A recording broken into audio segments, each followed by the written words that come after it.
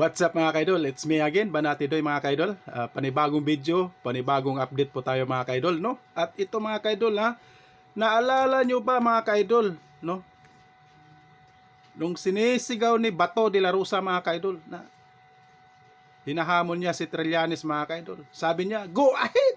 Ha? Kahit sumama ka pa, ikaw yung magpusa sa akin. Sabi ni Bato de la Rosa mga kaidol, no? Oo. Oh.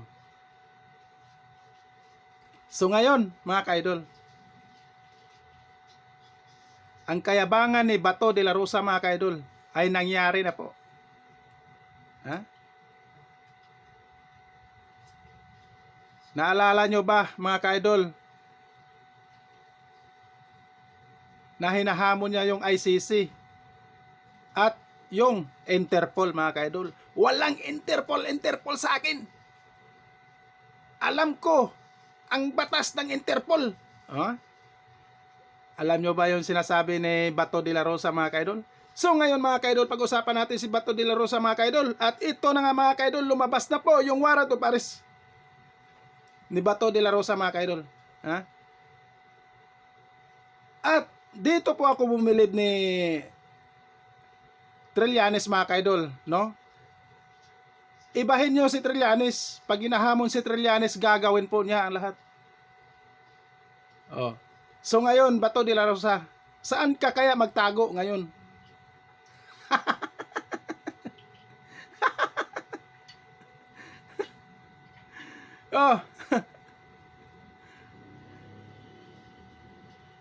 So bago natin ipakita ang video mga kaidol, papasalamat muna tayo sa mga new subscribers ko dyan, sa walang sawang sumusuporta sa YouTube channel ko. Oy, maraming salamat sa mga taga Ilocos Norte sa nag-subscribe sa YouTube channel ko.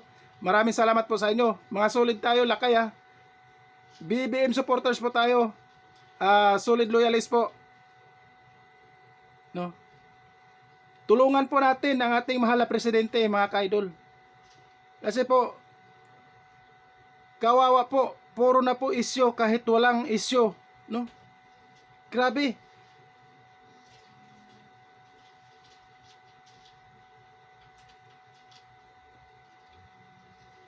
Labanan po natin ang fake news mga kaidol. Huwag po tayo magpapatalo sa mga fake news mga kaidol. Oo. Kawawa po ang mag-asawang Marcos. Si PBBM at First Lady Lisa Marcos na ginagawan nila lahat, no, ng fake news para masiraan lang po. Kaya labanan po natin ang fake news mga kaidol. Like, share po tayo mga kaidol sa lahat ng mga video po natin, no? Like, share po natin. Para mapakita nila, may pakita natin nila na hindi tayo talunan. No? Nasa katotohanan po tayo at hindi tayo fake news. Labanan natin ang fake news mga kaidol. No? Suportahan po natin ang ating mahal na Pangulo mga kaidol. So ayan na nga mga kaidol, sa hindi pa tayo mag-umpisa mga kaidol, sa hindi pa nakasubscribe sa YouTube channel ko mga kaidol, please subscribe sa my YouTube channel, Banati Doy Risbacker. And siyempre paki-follow na lang din yung Facebook page ko mga kaidol, no? Drive-thru Idol. At siyempre dito sa TikTok mga kaidol, magparami po tayo ng followers mga kaidol. Like, share po tayo. Like, share po tayo sa TikTok mga kaidol. Sa hindi pa nakapollow sa TikTok mga kaidol, please follow my TikTok mga kaidol. Banati Doy.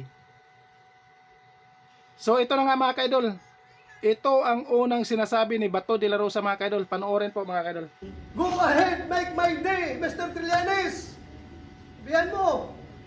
Sige ka lang, ngak dyan ng ICC. Sige! Go ahead! Kahit sumama ka pa, mag-serve ng warrant. Sumama ka, ikaw mismo magpusa sa akin.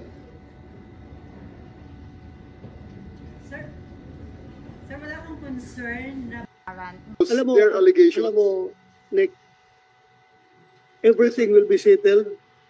Yung paghaharang nila, hindi din haharang sa inyo kung meron kayong search warrant. Gawin ninyo ang search warrant para Sir, we cannot apply for a search warrant, considering that search warrant is used for contraband things and illegal items. Ayan po mga kaidol, no? Oh. Hinahamon niya si Trillanes. Bato de la Rosa, ibahin mo si Trillanes. No? Kasi pag hinahamon si Trillanes, gagawin niya ang lahat. Lalong-lalo na may kasalanan ka dito sa ating bansa.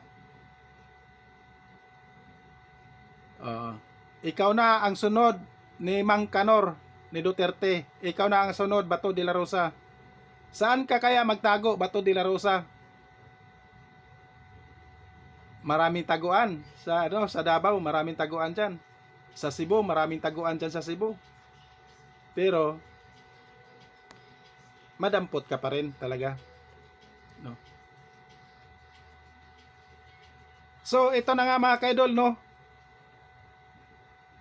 Pangalawang issue po natin mga kaidol, pangalawang update po natin mga kaidol, no? Mag-ingat po tayo mga kaidol. Dahil po yung nasa alyansa mga kaidol, no? May mga traidor. Ha?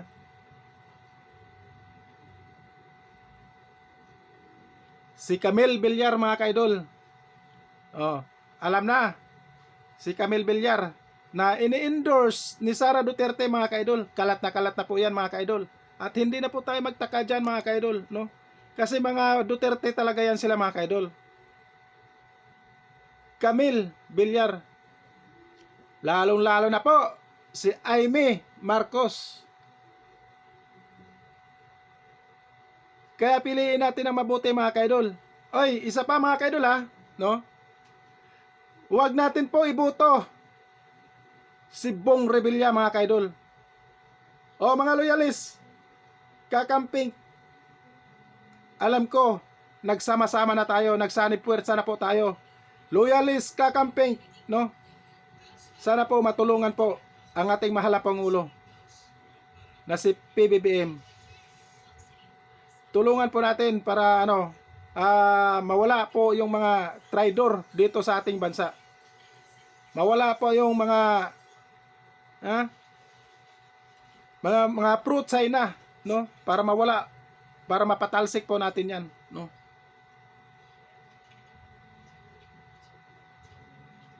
Camille Villar, Amy Marcos, Bong Revilla, sana po wag nyo na po iboto yan.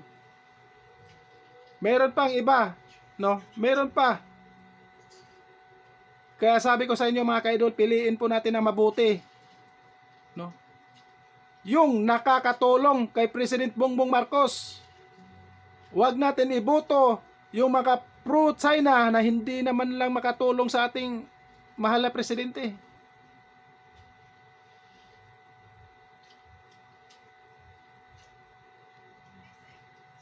Maraming salamat po mga kaidol.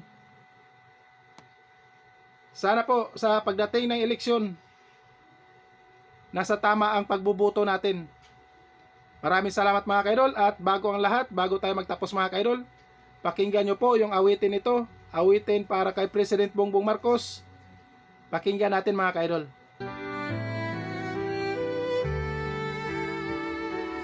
Bawat hakbang, tinig ang iyong daan.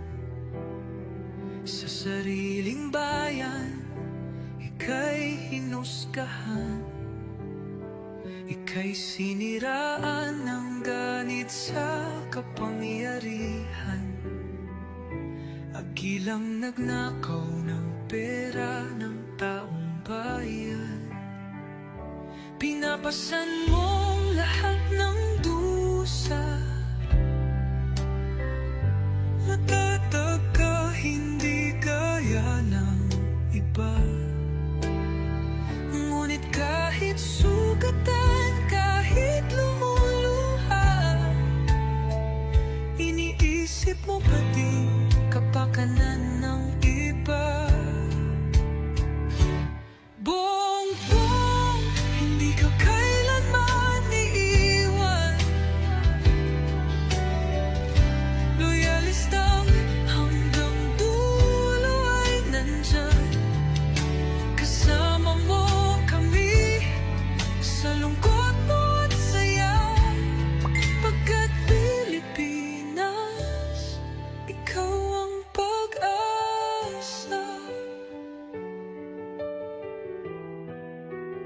sa laot